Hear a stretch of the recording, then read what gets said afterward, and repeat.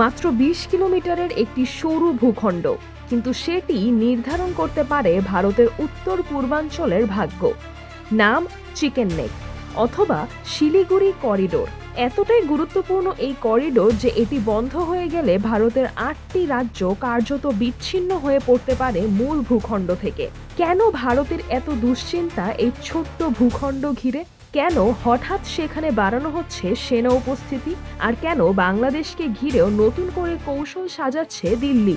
চলুন বুঝে নেওয়া যাক পুরো গল্প।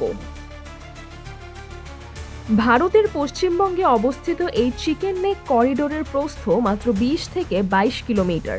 দেখতে মুরগির গলার মতো সরু হওয়াতেই এর নাম চিকেন নেক। কিন্তু এই সরু ভূখণ্ডই হলো ভারতের উত্তর পূর্বাঞ্চলের লাইফলাইন।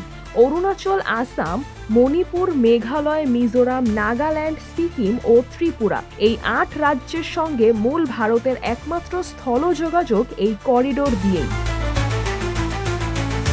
ভাবুন একবার, এই পথ বন্ধ হয়ে গেলে কি হবে? সামরিক সরঞ্জাম, খাদ্য, জ্বালানি, ব্যবসা বাণিজ্য সবকিছুই থমকে যাবে। আর এখানেই ভারতের সবচেয়ে বড় ভয়, চীন।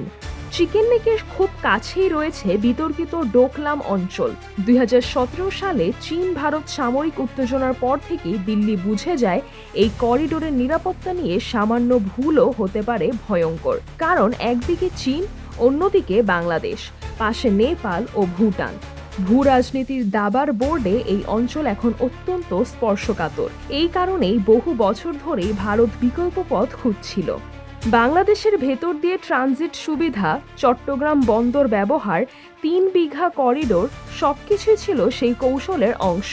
বিশেষ করে শেখ হাসিনা সরকারের সময়ে ভারত বঙ্গোপসাগরে প্রবেশের বড় সুযোগ পায়। কিন্তু রাজনৈতিক পরিবর্তনের পর সেই পরিকল্পনায় অনিশ্চয়তা তৈরি হয়েছে বলে মনে করছে দিল্লি।